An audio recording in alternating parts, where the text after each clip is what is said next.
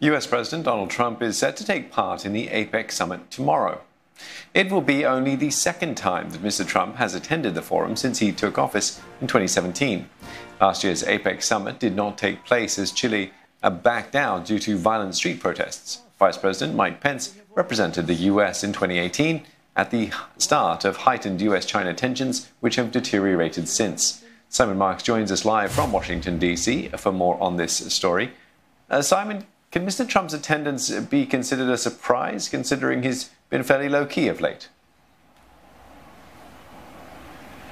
Well, I think definitely a surprise, Steve. I mean, the American public hasn't seen President Donald Trump since last Friday afternoon, and for most of the days that have elapsed since the presidential election here, the president has had absolutely nothing on his public schedule. He's been holed up at the White House, tweeting furiously about the election, once again falsely insisting that he won it, that it was rigged by the Democrats, that fraudulent voting activities has essentially stolen from him the opportunity for 4 more years in power.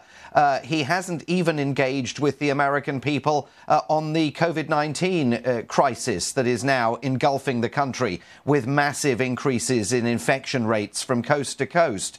So, if he does indeed intend to make this appearance at the APEC Summit, it will be a very big moment, not just for the region, but also for Americans who will get an opportunity, as I say, for the first time in a week to see the president. It is perfectly possible that he has been encouraged to do this as a result of the RCEP agreement and China's involvement in that, and messages that the White House has certainly been assailed with from the American Chamber of Commerce here, arguing that the United States is essentially walking away from a leadership position in the region and being outmaneuvered by China. And perhaps President Trump wants to underscore the fact that he and senior figures in his administration firmly believe that they have turned a new page in the U.S. relationship with China, and that is not something that the next administration is going to water down or dilute. But at the same point, this is a president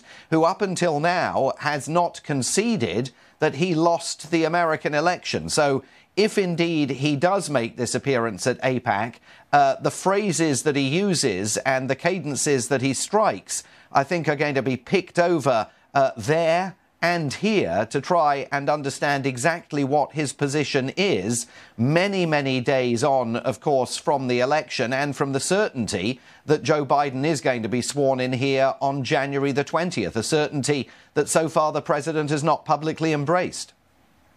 Well, Simon, Trump is inclined to last-minute changes, but if he does show up tomorrow at APEC, what can the rest of Asia expect?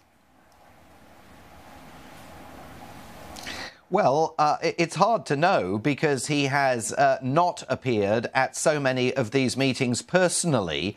And on many occasions, people like National Security Advisor Robert O'Brien have been deployed at meetings that traditionally would have been addressed and attended by the President of the United States. And that has sowed some disquiet in the region, even among allies who have felt that there has been a snub inherent in President Trump's failure to appear at some of these meetings in the past. But inasmuch as President Trump may be focused now on his foreign policy legacy, I mean, the big issue in his foreign policy legacy is putting the relationship with China onto a dramatically different path over the course of the last 3 years. Veteran foreign policy hands here argue they've never seen a policy shift as seismic occur as quickly as the changing nature of the relationship between Washington and China. So it's perfectly possible that he really wants to cement that, and he views an appearance at the APEC Summit as an opportunity to do that. But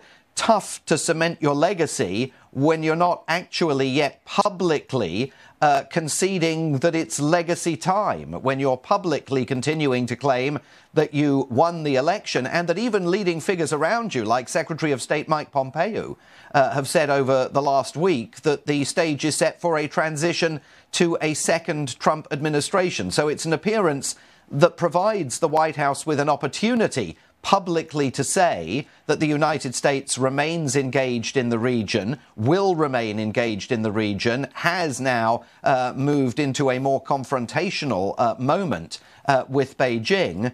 But finding the words to say that at a point when you're not even acknowledging you're about to depart the world stage is going to be quite a contortion for the President of the United States to engage in. Thanks very much, Simon Marks there, speaking to us from Washington, D.C.